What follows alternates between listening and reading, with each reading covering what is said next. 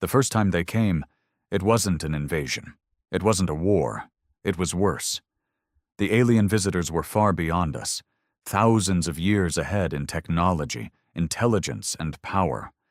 When their massive ships darkened the skies, we thought it was the beginning of something extraordinary, a new era, a future where humanity would finally join the stars. But they didn't come as equals. They didn't come as conquerors either. No, they came with something worse. Pity.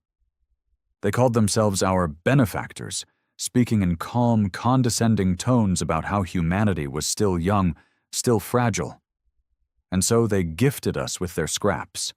Outdated reactors, primitive ship parts, old weaponry, things they had long abandoned. It was their way of keeping us beneath them, ensuring that we never posed a threat. The leaders of Earth accepted, desperate to grasp even the smallest piece of alien technology. They called it a new age of prosperity, a golden age of advancement. But to those who saw beyond the smiles and diplomatic handshakes, it was clear. This was no gift. This was a leash. The world changed, but not the way we had hoped. Factories adapted, scientists studied the wreckage, and governments squabbled over who deserved what. The aliens watched with bemused indifference, believing we would do nothing more than struggle among ourselves. They were wrong, because buried beneath their arrogance, beneath their belief that humanity was nothing more than a race of children playing with discarded toys, they had made a mistake. They had underestimated us. It started in secret. A handful of engineers, soldiers, and visionaries came together, not under the banners of nations, not for profit or power, but for one purpose: to prove that humanity was not a race of beggars, but of builders. Piece by piece, they took the scraps, the so-called useless tech, and they began constructing something new, something no one had seen before. A warship, unlike anything Earth had ever dreamed of. They called it Iron Requiem. And when the aliens finally noticed what we had done, it was too late. The first shot that rewrote history wasn't fired in anger. It was fired in defiance. The day Iron Requiem powered up, the universe changed. It wasn't sleek. It wasn't elegant like the ships of our so-called benefactors. It was rough, patched together with scavenged alien alloys and human ingenuity. A monster of steel and fire. The engine cores burned hotter than anything Earth had ever produced. Its weapons were jury-rigged from discarded energy cannons, and its hull was reinforced with plates torn from old war machines. And yet, despite all its imperfections, it was ours. The people behind it had no illusions. They knew what this meant. The moment the aliens realized what we had done, they would not be amused. This wasn't some petty rebellion. This wasn't about defying authority. This was proof, undeniable proof, that humanity wasn't some helpless child in the cosmic scheme of things. We had taken their trash and built a monster. It started with an anomaly. The alien observers, floating in their pristine, untouchable stations above Earth, detected a surge of energy deep in the asteroid belt. Unfamiliar readings, an unusual power signature. At first, they dismissed it as human incompetence. Maybe an experiment gone wrong, another failed attempt to reverse engineer their gifts. But then Iron Requiem moved. The first test run was simple, nothing more than a drift through the debris field, its engines burning against the void. It should have been impossible. Humans weren't supposed to have ships of this scale, let alone one capable of war. Yet there it was, carving a path through space like a steel leviathan, something born not from privilege, but from sheer, brutal determination. The aliens noticed. A single scout ship, small and sleek, was dispatched to investigate. Its pilot approached cautiously, scanning the structure before it. The readings didn't make sense. This ship was nothing like theirs, an amalgamation of crude technology and mismatched components. But deep inside the scout's calculations, behind all the arrogance, was something else. Fear. The humans weren't meant to be capable of this. Not yet. Not for centuries. The scout opened a channel. The message came in their usual diplomatic, measured tone. Humans, this is a violation of the technological regulations. You are in possession of unauthorized constructs. Power down your vessel and prepare for inspection. No response. The pilot repeated the command, this time with a sharper edge. Human vessel, acknowledge. You are in breach of... The ship's cannons roared. A single shot. A blazing spear of energy, burning through the void, slamming into the scout's hull. The impact shattered its shields in an instant, sending it spiraling away, alarms screaming in protest. Humanity had just fired its first shot against the so-called benefactors. The universe would never be the same. The moment that first shot landed, the entire game changed. The scout ship, small and fragile in comparison to the beast we had built, spun wildly as sparks and fire erupted from its damaged hull. It had never expected to be attacked, not by humans. We were supposed to obey. We were supposed to grovel and thank them for their scraps. But today, the rules were rewritten. Inside Iron Requiem, the bridge was deathly silent, save for the hum of its massive engines. Every eye was locked onto the external monitors, watching as the alien scout struggled to regain control. Then, the transmission came through again, but this time there was no arrogance, no condescension, only stunned disbelief. Human vessel, cease fire. This is an act of aggression. Surrender immediately. And Captain Grant, the man who had given everything to see this ship come to life, leaned forward. His voice was calm, steady. No. A pause, a long, tense moment where the entire crew held their breath. Then the alien's voice returned, but there was something new in it, something we had never heard from them before. Panic. You don't understand what you've done. If you resist, there will be consequences. We have protected your species from destruction. Do not throw that away. Grant's expression didn't change. He simply nodded toward the weapons officer. Fire again. This time it wasn't just a warning shot. The plasma cannons roared to life, sending a volley of energy into the crippled scout. Its shields flickered, overloaded, then died completely. The ship cracked, split apart by fire and force, and in an instant it was gone. Nothing but floating debris in the cold vacuum of space. Silence filled the bridge once more. No cheers, no celebrations. Everyone understood what had just happened. We hadn't just fired the first shot. We had drawn a line in the sand. Somewhere, high above Earth, the alien overlords were watching. The moment that Scout's signal cut out, alarms must have blared in their pristine halls. Officers would be rushing to stations, trying to comprehend the impossible. The humans had built a warship. The humans had defied them, and the humans had won. The question now was simple. What would they do about it? The answer came faster than expected. Within an hour, long-range sensors picked up movement. Dozens of signals closing in fast. Not scouts this time, warships, real ones. The benefactors had decided to respond. They were coming. The fleet arrived faster than expected. Within hours of Iron Requiem's first kill, the alien warships surged into the system, dropping out of FTL in tight, disciplined formations. They weren't here to negotiate. They were here to remind us of our place. On the bridge of Iron Requiem, every screen lit up with flashing warnings. Sensors screamed as ship after ship materialized, surrounding our position like a steel net. "They brought a damn armada," muttered Lieutenant Harris, eyes darting across the threat display. Captain Grant didn't flinch. "They think we're going to surrender." His voice was steady, cold.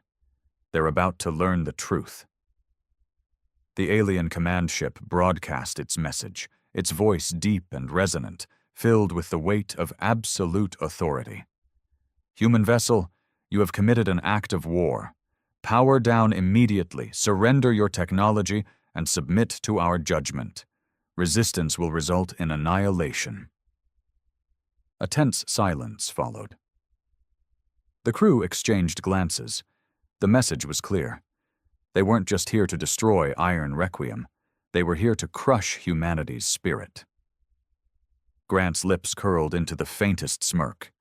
He pressed a button on his console, opening a system-wide transmission. Every human colony, every outpost, every satellite tuned in as his voice echoed across the void. "This is Captain Grant of the warship Iron Requiem. For too long we have been told we are weak, that we are unworthy, that our destiny is to kneel." He exhaled slowly. "Today, we say no." A beat of silence. Then he turned to the weapons officer. "Fire." The ship's railguns ignited, hurling kinetic slugs at near-light speeds. They tore through space like meteors, slamming into the lead alien cruiser with unimaginable force. Shields collapsed instantly. A second later, its hull ruptured, spilling fire and debris into the void. The alien fleet hesitated. Just for a moment. And that was all we needed. Engines roared to full power as Iron Requiem surged forward, guns blazing. We weaved through the chaos, dodging plasma blasts and missile swarms, every shot we fired striking with deadly precision. The aliens had come expecting an easy victory. They thought they'd be putting down a disobedient child. Instead, they found something else. They found humanity at war, and we were just getting started. The battle exploded across the void. Plasma beams slashed through the darkness.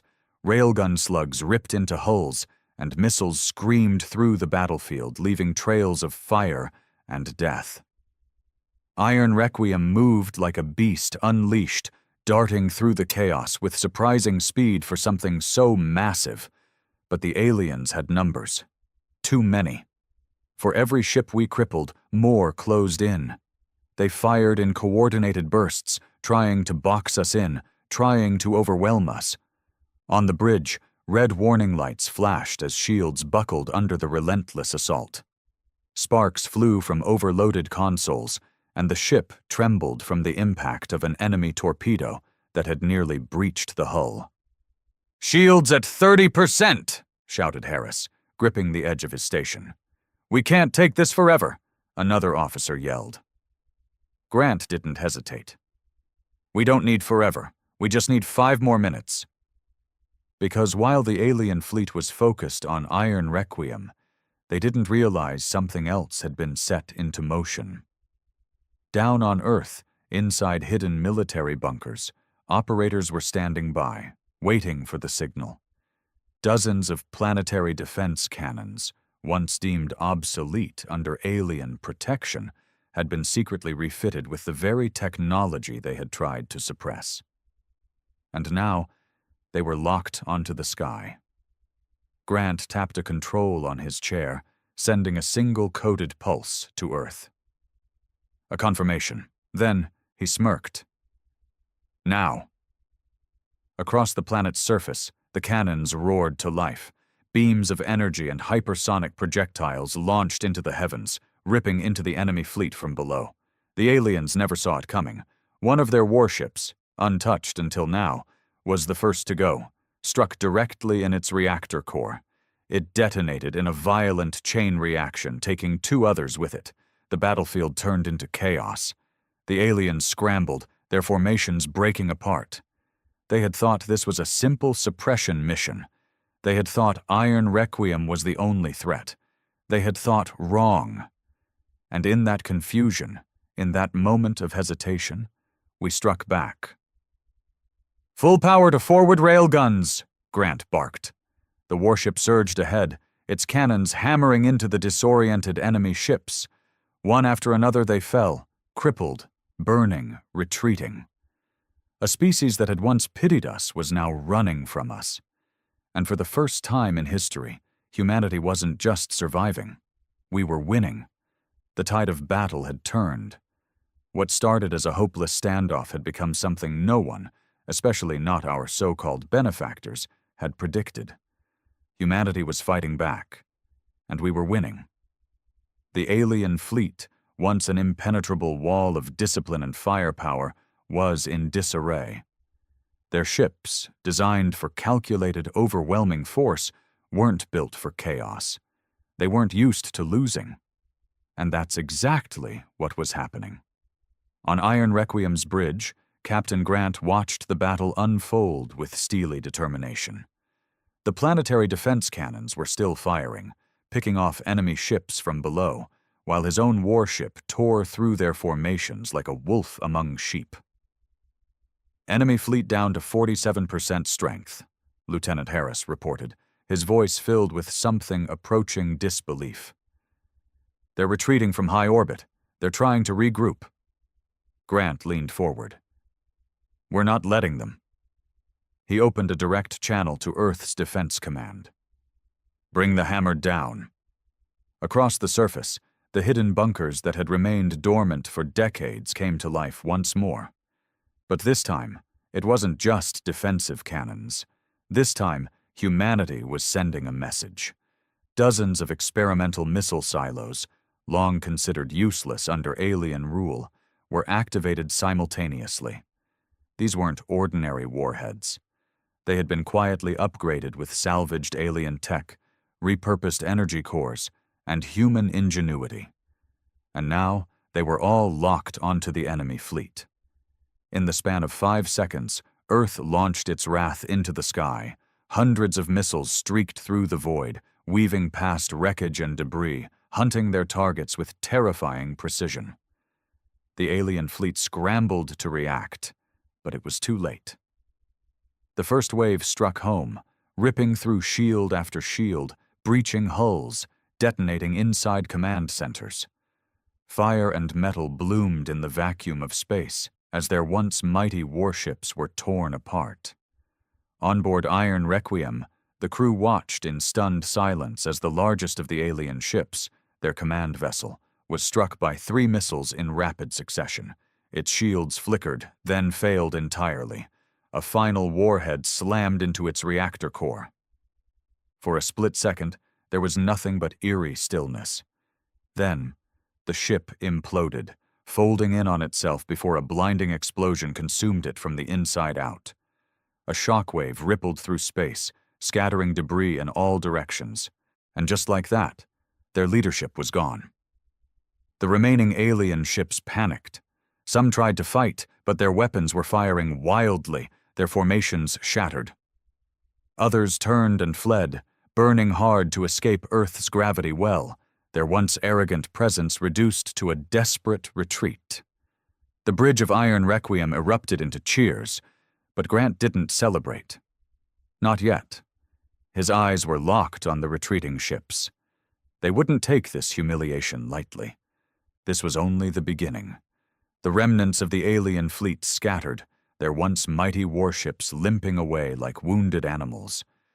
Where they had once hovered above Earth as untouchable overlords, now they fled, their arrogance shattered, their authority burned away in fire and debris. But Captain Grant wasn't smiling. He sat in his command chair, watching the tactical display as the last of their ships vanished into the void. The battle was won, but the war? That was just beginning. They'll be back, Lieutenant Harris muttered, as if reading his mind. And next time they won't underestimate us. Grant exhaled. No, they won't. Across Earth, the world was still processing what had just happened. Every colony, every station, every hidden outpost had watched Iron Requiem and its crew do the impossible. We hadn't just survived an alien assault. We had defeated them. But there was no time to celebrate. Because now, humanity had a choice. Sir, incoming message from the Unified Earth Council, the COAM's officer called. They want a full report and a strategy for what happens next. Grant's jaw tightened. He knew what the politicians would want. A defensive plan. A way to reinforce Earth's position and avoid total retaliation. But that wasn't enough. The aliens had never planned to share the stars with us. They had never seen us as equals. We had been nothing more than an inconvenience, a species to be kept contained, controlled, leashed. Until now. He stood, looking around at his crew, men and women who had risked everything to prove humanity's worth. They were tired, bruised, but their eyes burned with something he hadn't seen in a long time. Determination. No more waiting, no more hiding. It was time to take the fight to them. Grant turned to the comms officer. "Send this message to the council." He took a breath, then spoke the words that would change history. "Earth stands victorious, but victory isn't enough. We have the means, we have the will, and now we have proof that they can bleed. We do not wait for their return. We strike first. Prepare the fleet. Humanity goes to war." The message sent shockwaves through the world. For centuries, humanity had looked to the stars with wonder.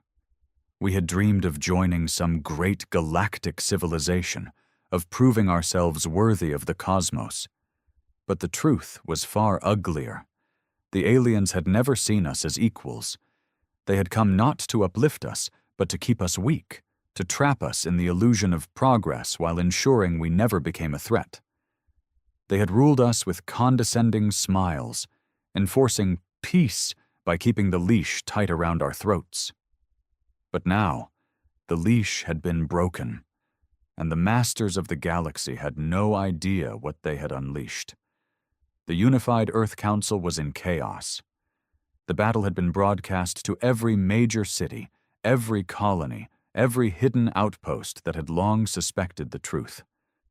The warship Iron Requiem was no longer just a military asset. It had become a symbol. Half the council wanted to negotiate.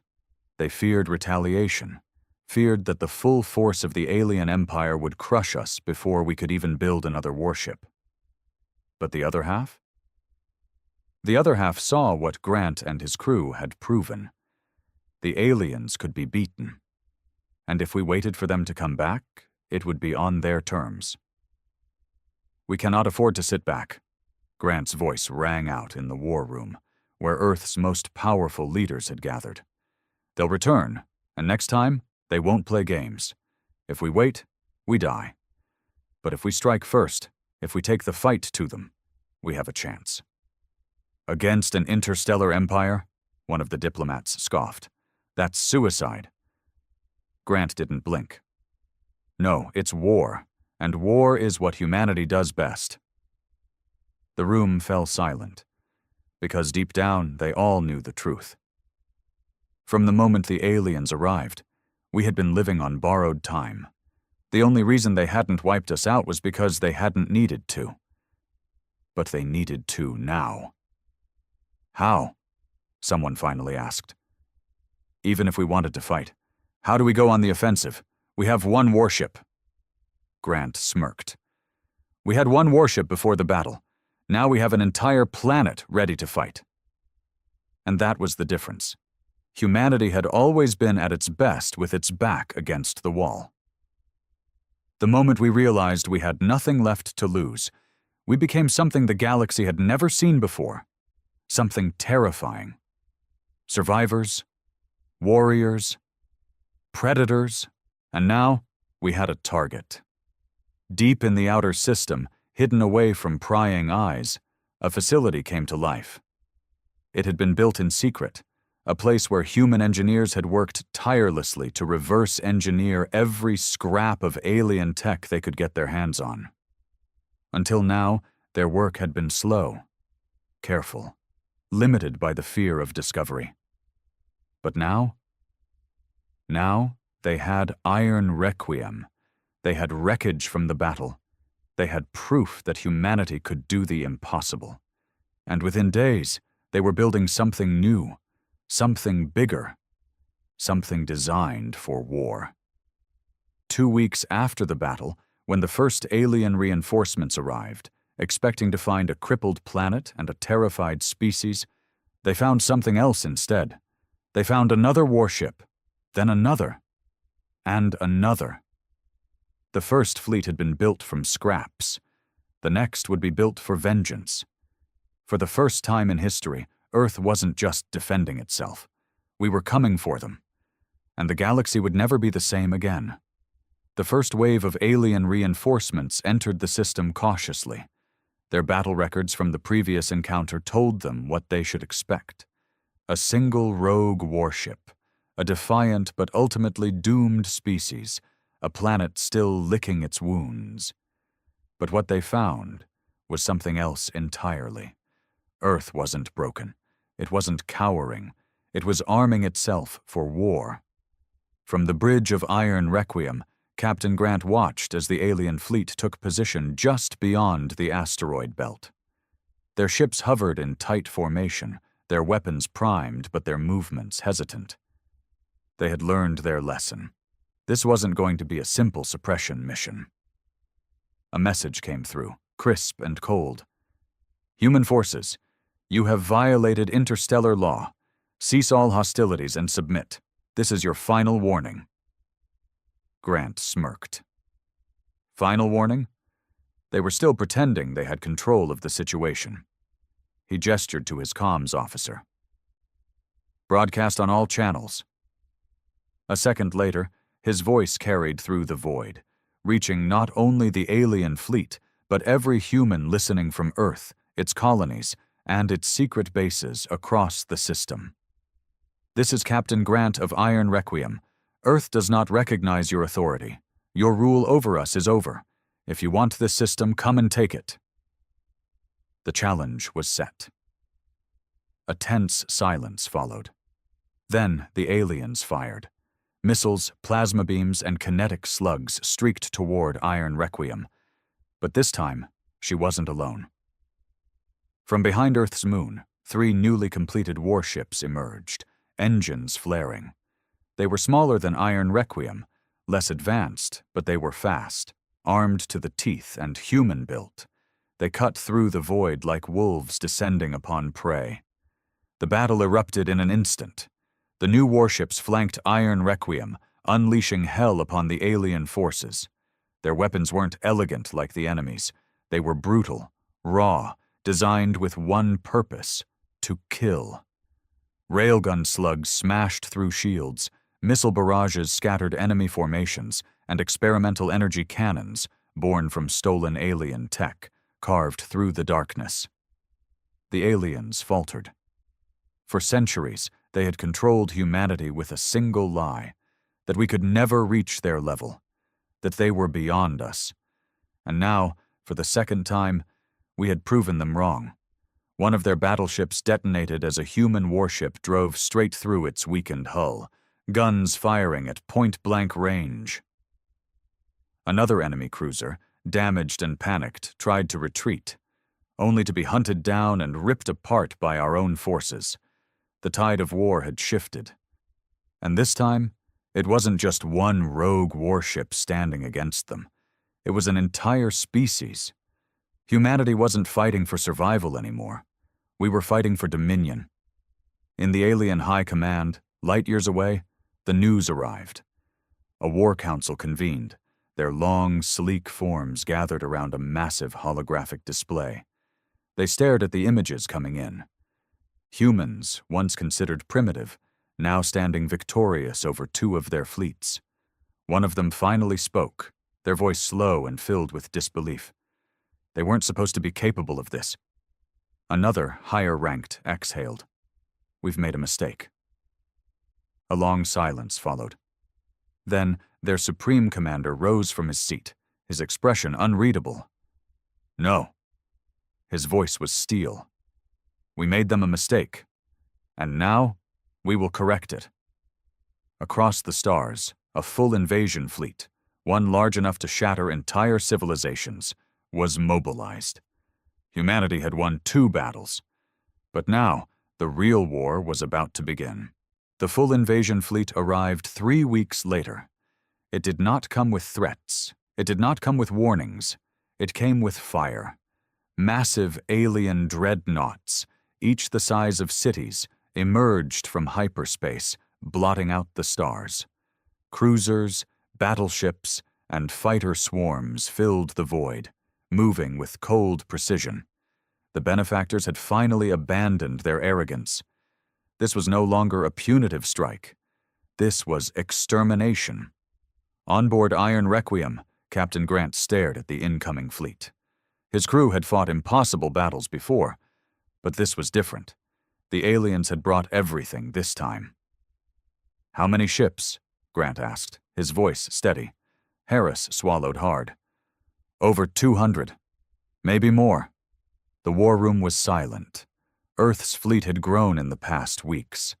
They had built more warships, upgraded old defense platforms, and rallied every hidden outpost capable of fighting. But even with all that, they were still outnumbered 10-1. For a moment, the weight of it settled over them.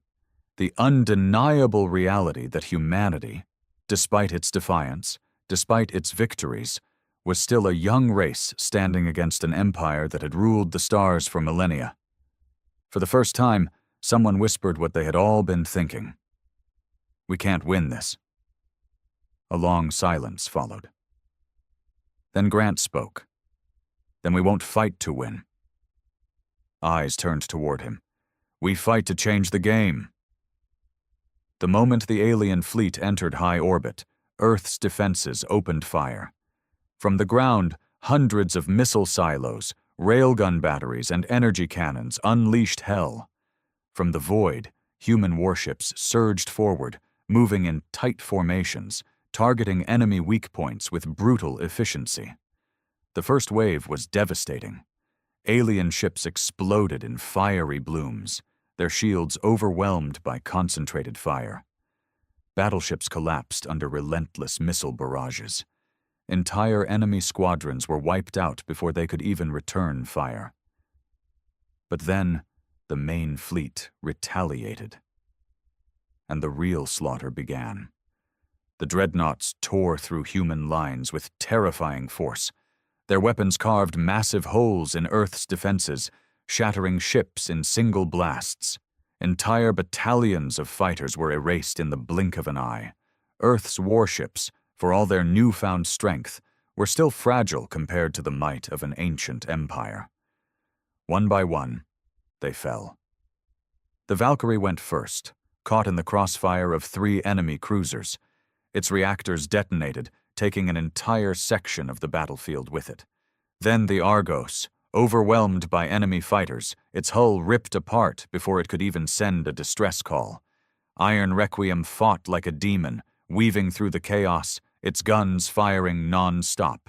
But even the legendary warship couldn't hold forever. "Shields failing!" someone shouted. "Left thrusters down!" Grant's hands tightened into fists. They were running out of time. Then an alert flashed across the holo display. A private signal. One word. "Ready." Grant inhaled. It was time. He opened the fleet-wide channel. "All ships disengage. Fall back to Phase 2 positions." Some hesitated. Others questioned, but they obeyed. And the aliens, believing humanity was finally breaking, pushed forward, eager to land the killing blow, right into the trap.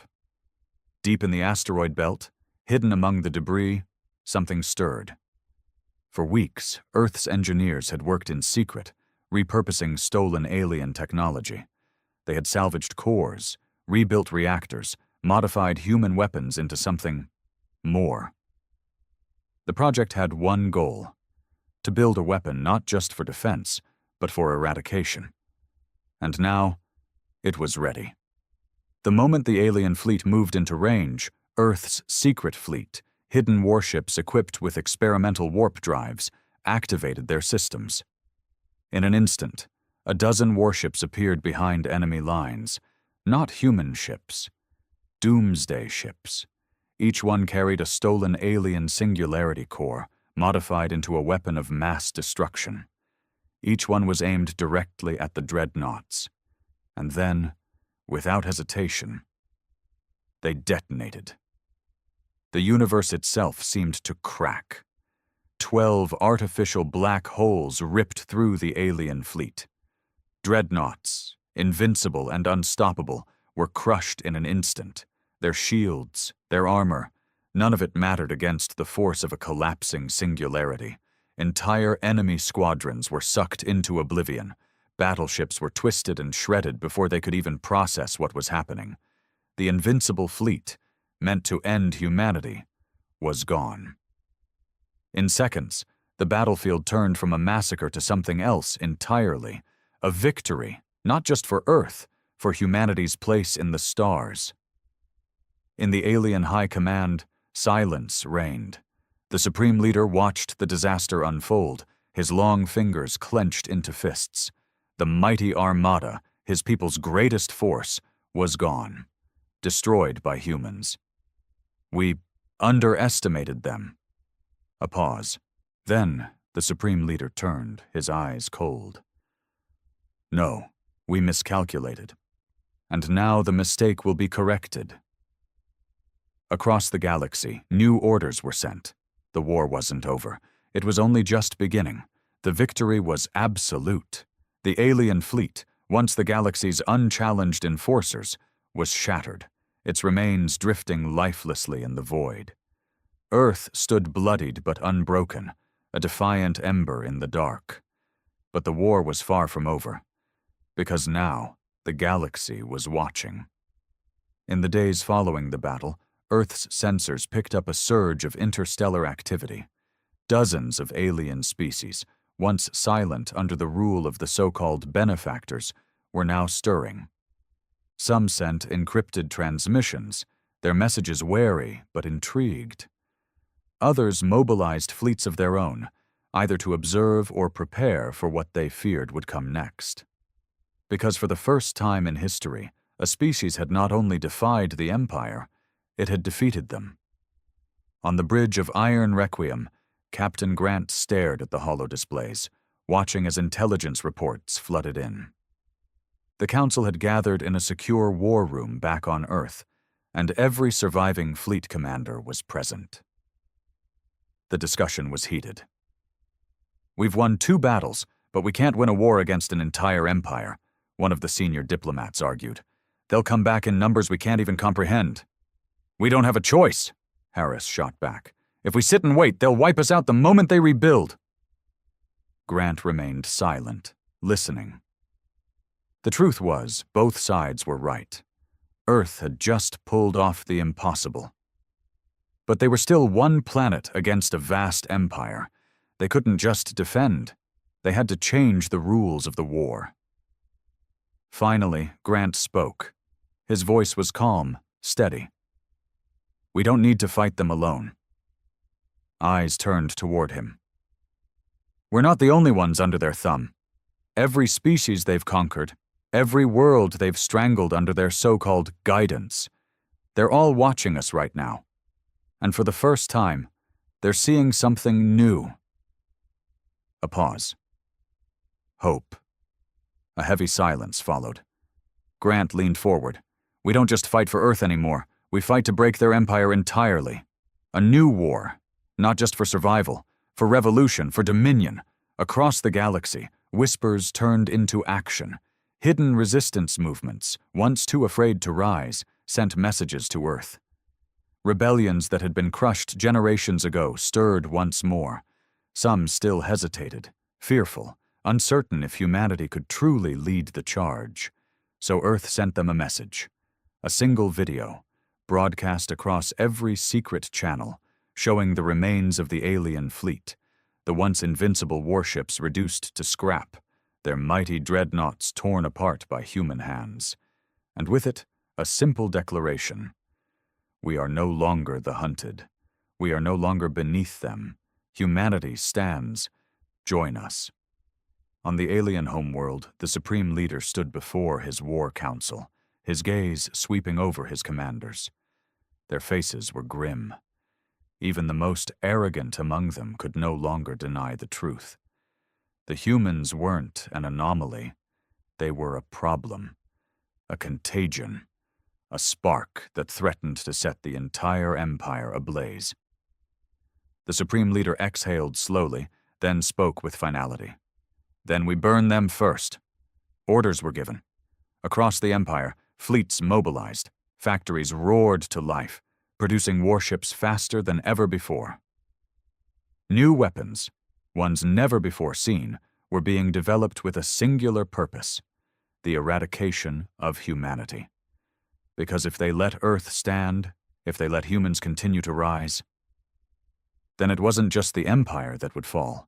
It was their entire rule over the galaxy, and that was something they could never allow. Back on Earth, as the first fleets of allied species arrived, hesitant, wary, but willing, Grant stood on the bridge of Iron Requiem, staring into the void. The real war was coming, and humanity was ready. The war came faster than anyone expected. Within weeks, the alien empire unleashed its full might, sending armadas the size of moons to crush Earth before its rebellion could spread. The skies above our planet burned with battle, and for a moment, it seemed like the Empire's will would finally bring humanity to its knees. But we had already changed the game. What had begun as a desperate struggle for survival had become something more: a war of revolution. Humanity was no longer alone. Across the galaxy, species that had lived under the Empire's rule for centuries rose up. Civilizations that had once been cowed into submission now saw what was possible. They saw Earth fight. They saw Iron Requiem carve legends into the void. And they saw something the Empire had spent millennia ensuring no species would ever believe: the gods of the galaxy could bleed. Rebellions exploded across 100 worlds. Supply lines crumbled. Entire fleets defected. The Empire, once an unshakable force, found itself facing the one thing it had always feared: an enemy that didn't just resist, but refused to lose. And in the final battle, as the Empire's homeworld itself burned, it became clear. This wasn't just Earth's war anymore. It was humanity's ascension. When the dust settled, the Empire was gone. Its leaders either dead or in hiding, its fleets scattered, its legacy reduced to whispers in the dark. And standing at the heart of it all, among the wreckage of a fallen dynasty, was Earth. A species that had once been given scraps, a species that had been told it would never amount to anything, a species that had taken its first steps into the stars, not as servants, not as victims, but as conquerors. Humanity had rewritten history, and the galaxy would never forget it. The Galactic Council had ruled over the known universe for centuries, believing themselves to be the ultimate authority in all matters of war, diplomacy, and progress. They saw humanity as a reckless, insignificant species, loud, emotional, and dangerously unpredictable. That illusion shattered the moment the human warship appeared. It was unlike anything the galaxy had ever witnessed: a colossus of blackened metal, armed with weaponry that defied all known physics, hovering silently at the edge of Council-controlled space. It didn't send a diplomatic envoy. It didn't broadcast a demand. It simply existed, a silent statement that humanity had crossed a threshold from which there was no return. Admiral Tereth of the Zalven Dominion felt a deep, primal unease settle into his bones as he observed the warship on the holoscreen. It dwarfed even the largest Council dreadnoughts, its angular, brutalist design exuding a singular message: "We are not here to negotiate." Tareth turned to Jirak, the Council's chief of security, his voice barely above a whisper. How in the stars did they build that thing? Jirak, his reptilian features tight with unease, shook his head. Our intelligence found no evidence of such a project. We believed humans lacked the resources, the infrastructure, the knowledge. Then we were fools. Tereth's mandibles clicked in agitation. If they hid something like this, what else are they hiding? Before Jirak could respond, a deep, commanding voice cut through the Council chamber. It came from the warship, broadcasting directly into their secure communications array. "To the esteemed members of the Galactic Council," the voice said, calm yet edged with unmistakable steel. For years, you have dictated the terms of our existence. You have dismissed us, disregarded us, and believed we would remain beneath you. That ends today. The chamber erupted into chaos. Some demanded immediate retaliation. Others called for diplomacy. But those who understood humanity best, the few who had studied their history, simply sat in horrified silence. Because this was not a declaration of war. This was a statement of intent. And humans never made threats unless they were fully prepared to see them through. A heavy silence settled over the Galactic Council chamber. The words of the human commander still echoed in the minds of every representative. The warship, a blackened behemoth that dwarfed their most advanced dreadnoughts, hung at the edge of their space like an omen. Admiral Tareth turned toward the supreme speaker of the council, a towering, four-eyed Vortali named Iskar. "We must act now," Tareth hissed. "If we let this thing remain unchecked, humanity will believe they are our equals." A murmur of agreement rippled through the chamber. But Iskar did not respond immediately. His long, clawed fingers tapped the armrest of his throne-like seat. His violet eyes locked onto the holoscreen displaying the human warship. "No species could have built such a vessel in secret," he said at last. "Not without outside help." His gaze swept the room. "Who among us has betrayed the council?" The chamber erupted in accusations. The reptilian Karath blamed the insectoid Vexar. The amphibious Drell suspected the cunning Varkari traitors. No one wanted to admit the unthinkable, that humans had done this alone. Then, the human voice returned. "I would advise against pointing fingers," the commander said, his tone as sharp as a blade. "We did not need help. We did not need permission. And we certainly do not need your approval." The chamber fell silent again. Tareth's mandibles clicked in frustration. "You expect us to believe that your primitive species built that warship without assistance?" The human chuckled. "You call us primitive, Admiral. Yet here we are, speaking on our own terms, dictating our own future. Meanwhile, your fleets, your weapons, your so-called superiority tremble in the shadow of something you cannot understand." A few council members shifted uneasily. "Then what is it you want?" Iskar demanded. His voice was calm, but his claws gripped the armrests tightly. There was a pause. A long, deliberate silence. Then the human replied, "Consider this an introduction." And with that, the warship moved. Without a sound, without a single energy signature, it activated its engines and vanished from the scanners. One moment, it was there, a nightmare made of steel and fury. The next, nothing remained. Gasps of disbelief filled the chamber. "They cloaked an entire warship," Jirak muttered, his scaled hands trembling. "That's impossible." "No," Iskar said, his voice grim. "It's worse than impossible." His violet eyes gleamed with something the council had never felt before when thinking of humanity. Dread.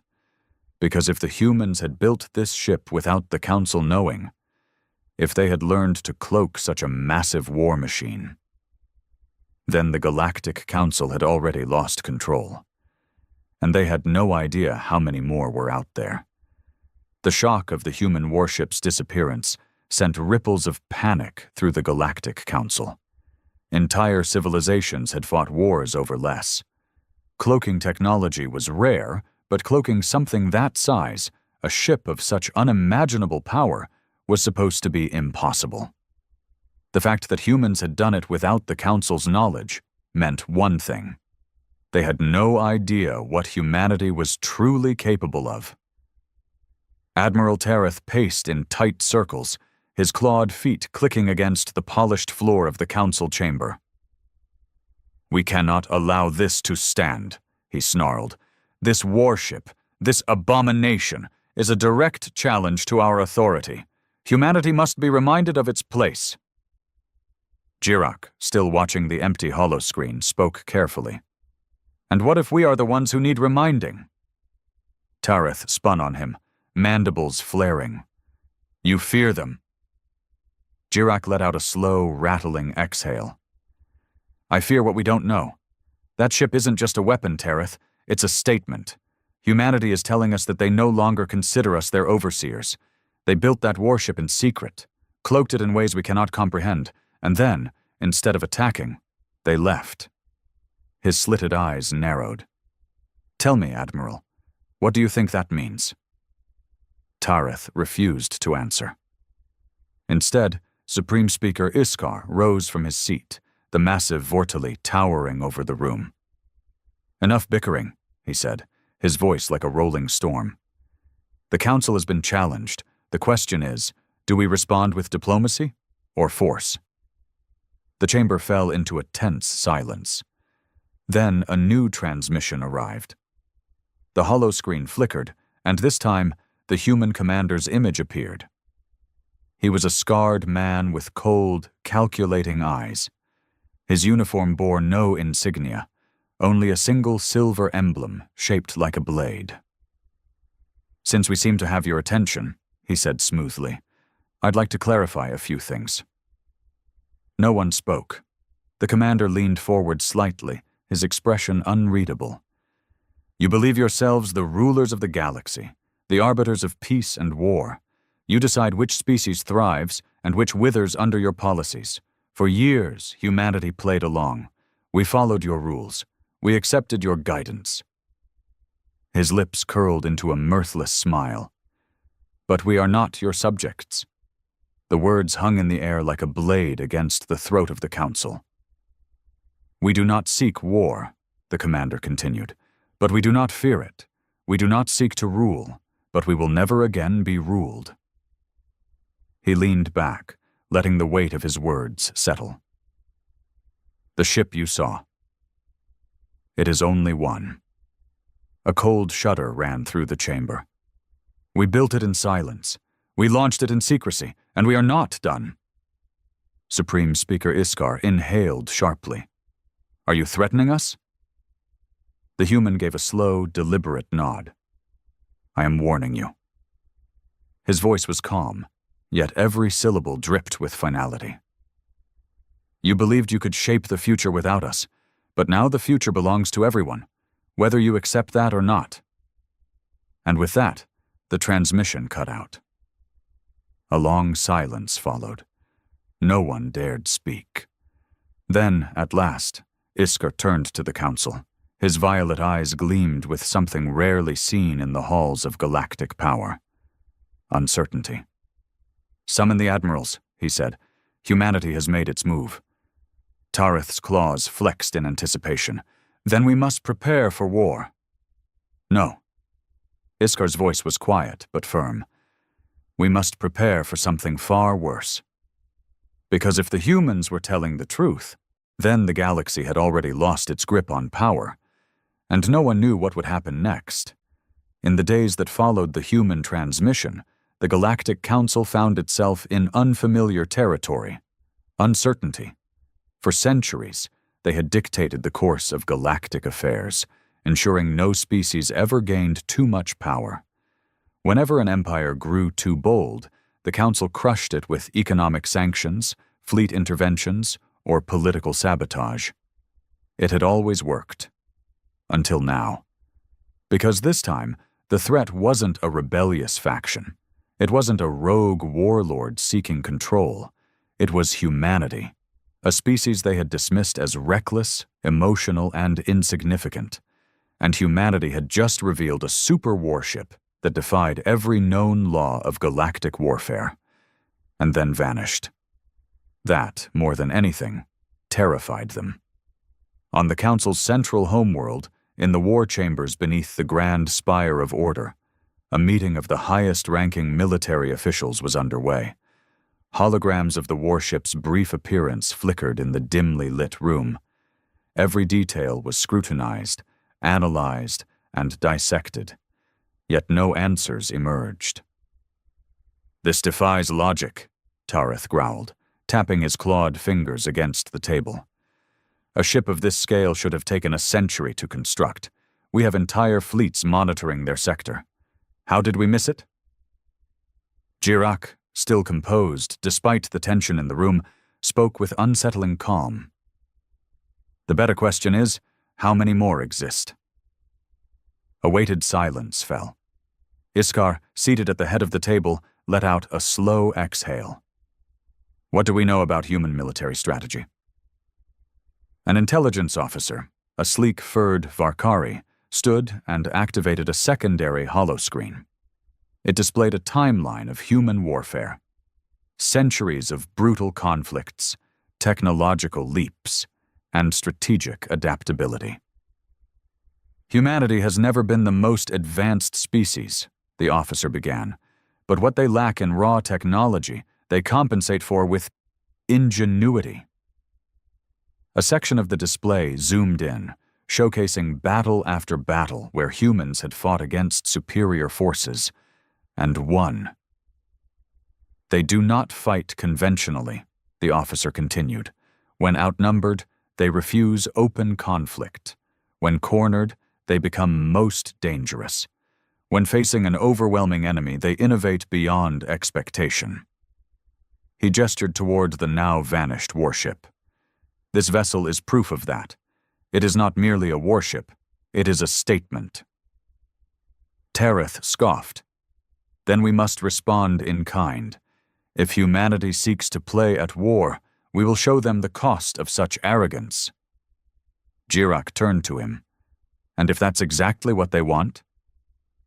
Tareth bristled, mandibles clicking in frustration. You think they want war? Jirak's yellow eyes gleamed. I think they prepared for it long before we realized it was coming.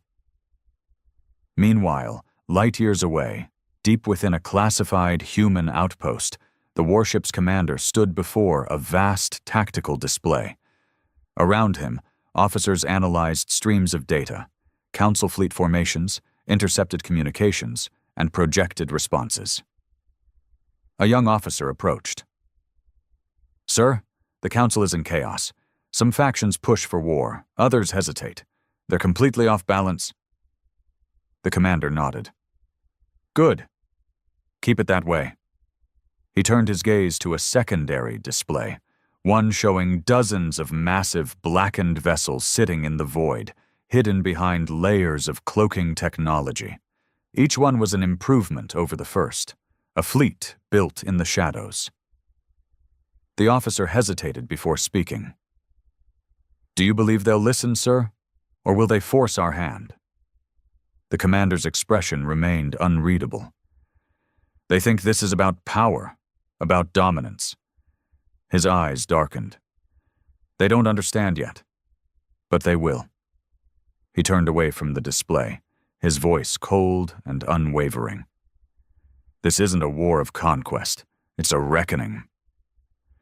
And somewhere, in the depths of space, the super warships of humanity waited, hidden, watching, preparing, because the next time they appeared, the galaxy wouldn't be given a warning. Tension in the Galactic Council had reached a breaking point. Every species with a stake in galactic affairs now faced the same question. Was humanity bluffing, or had the balance of power truly shifted? In the war chambers beneath the spire of order, the Council's top strategists and admirals continued their desperate analysis. Hours turned into days, yet no new information surfaced. The warship had disappeared, leaving nothing but fear and speculation in its wake. Admiral Tareth, pacing with barely restrained fury, slammed a fist against the war table. Enough of this waiting. If they will not show themselves, we will force them into the open. Jirak exhaled slowly. And how do you propose we do that, Admiral? Tareth's mandibles flared. We take the fight to them. If they refuse to answer, we burn their colonies, blockade their trade routes, and remind them who controls this galaxy. For a long moment, Supreme Speaker Iskar said nothing. He studied the table, his claws rhythmically tapping the surface. Then, at last, he spoke. "And if we cannot stop them?" Tareth froze. "You believe we can't?" "I believe we don't know what we're up against," Iskar admitted. His violet eyes locked onto Tareth's, unblinking. "Tell me, Admiral, can you say with certainty how many of these ships they have? Can you say with certainty that attacking them will not provoke a disaster we cannot recover from?" Tareth hesitated. For the first time, he did not have an immediate response. Jirak spoke next, his voice carrying an edge of unease. "We have spent centuries ensuring no species rises too high. But this is different. Humanity has been preparing for something we never saw coming." Iskar leaned forward, his gaze sharp. "And tell me, Admiral, what if we have already lost control?" Tareth's claws curled into a fist. "Then we fight." Iskar's expression darkened. "Then we lose." A long silence followed. Then, without warning, alarms blared through the war chamber. The holoscreen flickered to life, displaying a real-time distress signal. "Emergency transmission from the Vexar border outpost," a technician reported. "They are under attack. Unknown vessel detected." Tareth's heart pounded. "Show me." The holoscreen shifted, revealing grainy footage from the outpost's security feeds. In the darkness of space, something loomed over the station. A warship. Not just any warship. A human warship. Bigger, deadlier, even more advanced than the one they had seen before. And this time, it did not issue a warning. It opened fire. Meanwhile, at the edge of Council space, deep within the darkness of an uncharted sector, the fleet of humanity emerged. Hundreds of blackened warships drifted silently, their cloaking systems disengaging one by one. They were sleek, massive, and bristling with weaponry that no Council fleet could match. The commander of the lead vessel stood at the bridge, watching as the first target, the Vexar outpost, fell in flames. A young officer approached, his voice steady. "We have confirmation. The Council is watching." The commander's lips curled into a cold smile. "Good." His eyes flickered toward the tactical display, where Council fleets scrambled to respond. Too slow, too unprepared. "They thought we were insignificant," he murmured. "They thought we would kneel." He turned, staring out into the void where his true fleet remained hidden. Waiting. They never considered what would happen, if we decided to stand. And as the first of many Council worlds fell into darkness, one thing became certain. The age of human submission was over. The age of reckoning had begun. Panic spread through the Galactic Council like a virus. The footage of the burning Vexar outpost played on every major communication network, sending a clear and unmistakable message. Humanity was done being ignored. In the war chambers beneath the spire of order, the Council's highest-ranking officials scrambled to make sense of what had just happened. Tareth slammed his fists against the table. "This is an act of war." His voice was sharp, filled with barely restrained fury. "They are attacking our outposts. We must respond immediately." Jirak's scaled hands clenched at his sides. "With what?" he countered. "Our fleets are scattered, unprepared. We don't even know how many of these ships they have." Iskar stood in silence, watching the holoscreen as the wreckage of the Vexar outpost drifted in the void. The attack had been surgical, brutally efficient. Not a single distress signal had escaped before the humans disabled communications. The only reason the Council knew what had happened was because the humans had allowed them to see it.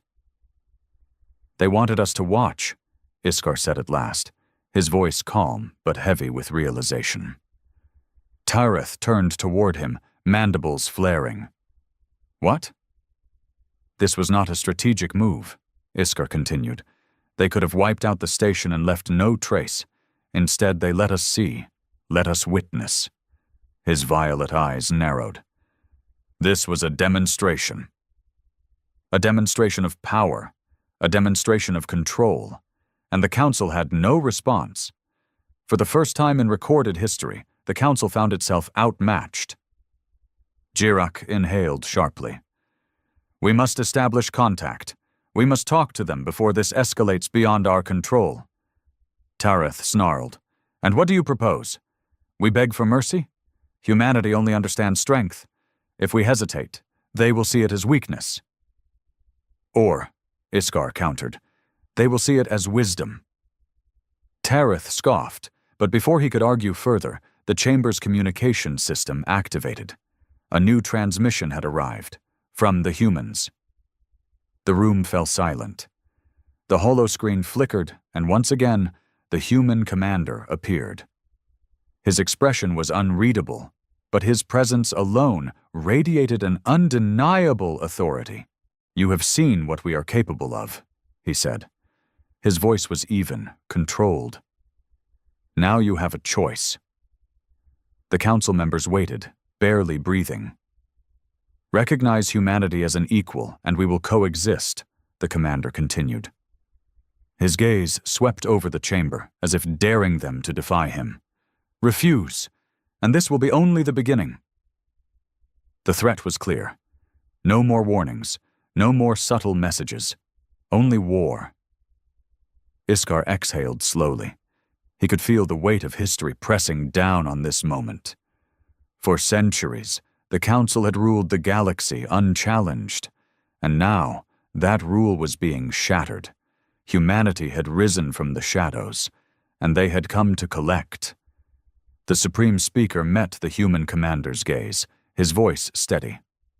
"What are your terms?" Tareth stiffened in outrage, but Iskar ignored him. This was no longer a question of pride. It was a question of survival. The human commander nodded slightly, as if satisfied. "Then let us talk." And as the Council prepared for what would become the most crucial negotiations in galactic history, one thing was undeniable. The balance of power had shifted forever. The Galactic Council chamber had never been so silent. For centuries, species had argued, negotiated, and maneuvered for dominance within these very halls. Empires had risen and fallen based on the Council's decisions. But never, never had the Council been placed in a position where they were forced to bend. Yet, here they were, facing a human warship commander who had just dictated terms. Supreme Speaker Iskar kept his expression unreadable, but internally, his mind was racing. He had anticipated that humanity would demand sovereignty, perhaps even full autonomy outside of Council control. But something in the human commander's tone, his confidence, suggested that this was not just about freedom. This was about power. Tareth, still bristling with barely restrained fury, stepped forward. "You demand we recognize you as equals," he spat. "And yet you hold a blade to our throats. That is not diplomacy. That is extortion." The human commander gave a small, almost imperceptible smile. "Perhaps, but for centuries you have done the same to countless others." His eyes flickered with something unreadable. "Tell me, Admiral, when the Varkari sought to expand, what did the Council do?" Tareth stiffened. He knew where this was going. The human continued. "You sanctioned them, forced them into trade dependency, installed puppet governments that ensured they would never rise too high. You call it maintaining balance." He leaned forward slightly. "We call it subjugation." Jirak shifted uncomfortably. "That is how galactic stability has always been maintained." The commander's voice hardened. "And we are changing that." A heavy silence followed. Iskar inhaled slowly. He knew the humans had prepared for this. Every word, every phrase had been carefully chosen. The Council had relied on its control over information, over military resources, over economic leverage.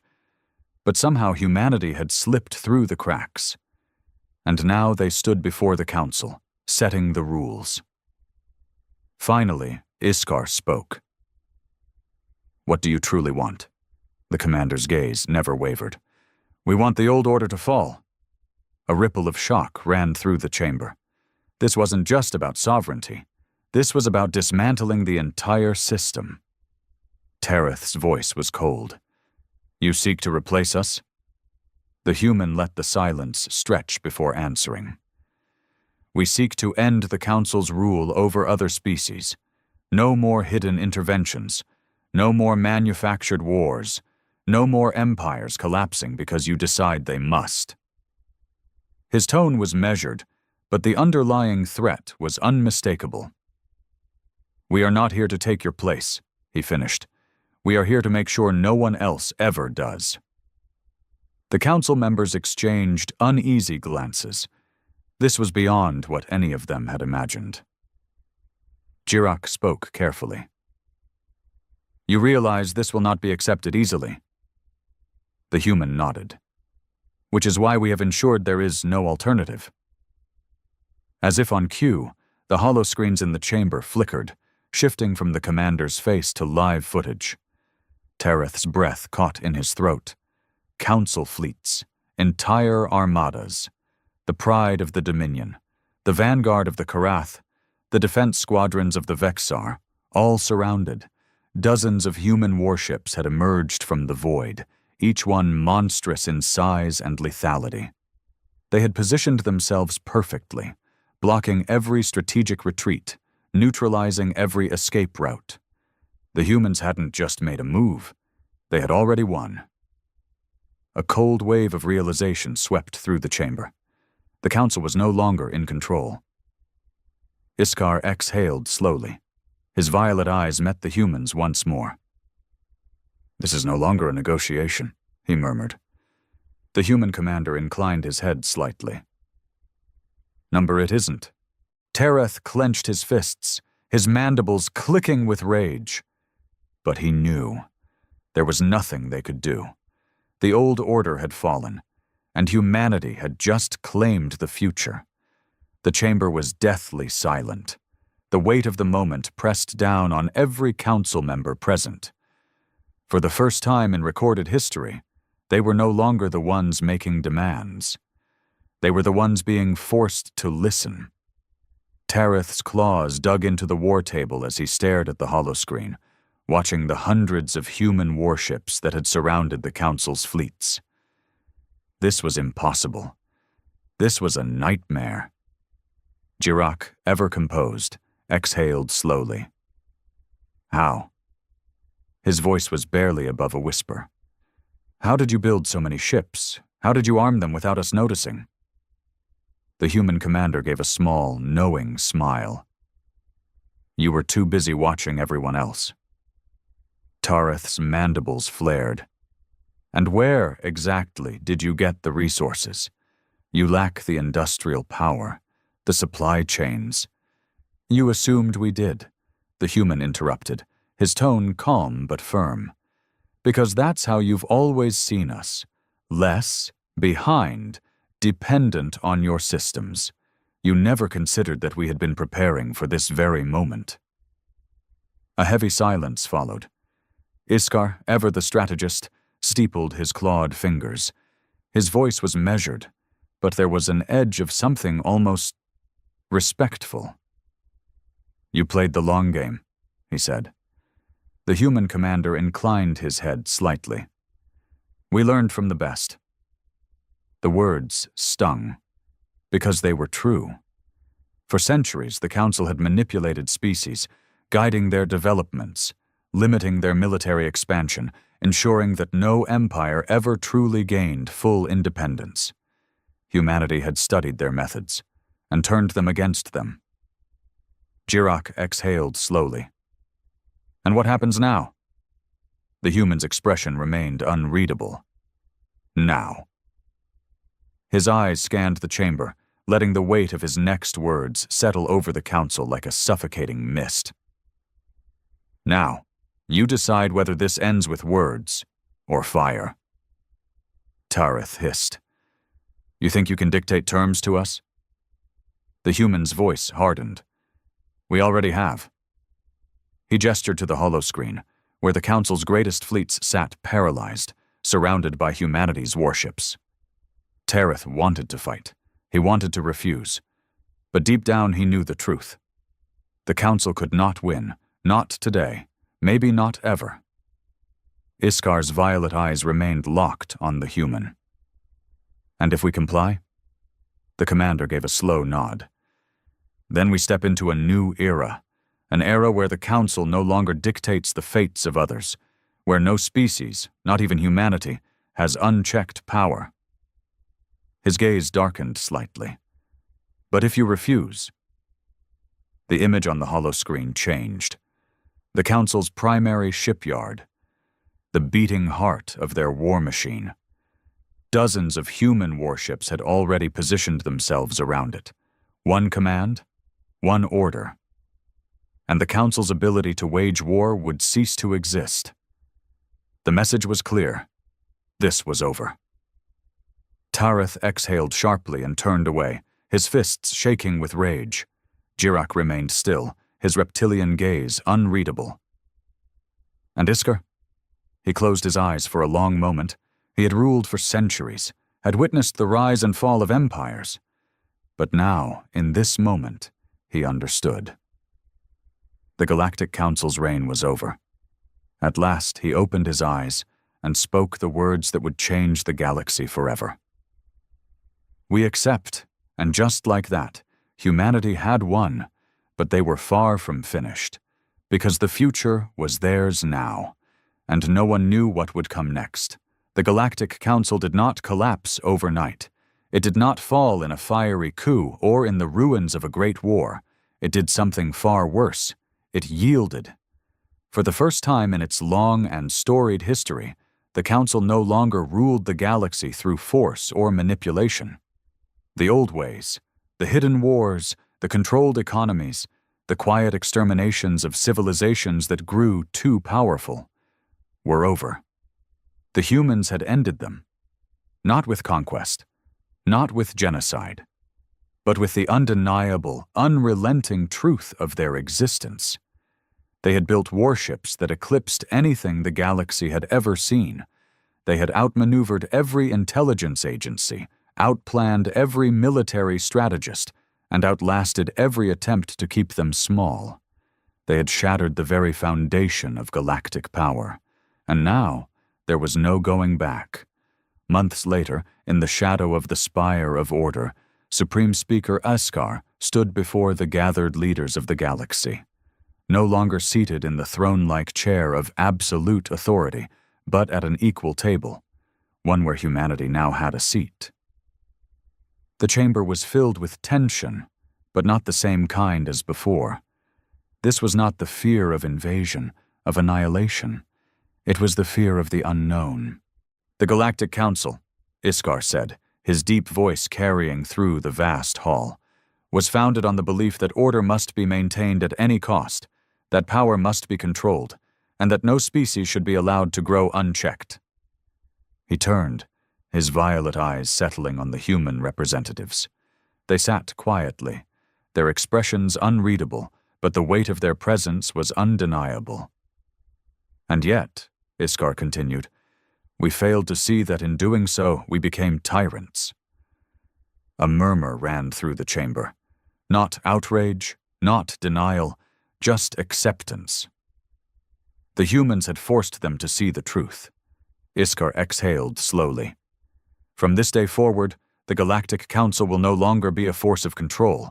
It will no longer dictate the fates of entire civilizations from the shadows. His voice grew stronger. From this day forward, the Council will exist as equals among equals. Silence. Then, from the human delegation, a slow nod of approval. No words needed to be spoken. The message was clear. The old order was dead. And in its place, something new had begun. Far from the political chambers, beyond the Council's borders, in the cold depths of space, a lone human warship drifted in the void. It was unlike the warships that had come before. Not a vessel of battle, but of exploration. Its hull bore no weapons, only sensors and deep space research equipment. And on its side, etched into the blackened metal, were the words that marked the beginning of this new chapter in galactic history. United Terran Fleet, Dawn of Horizons.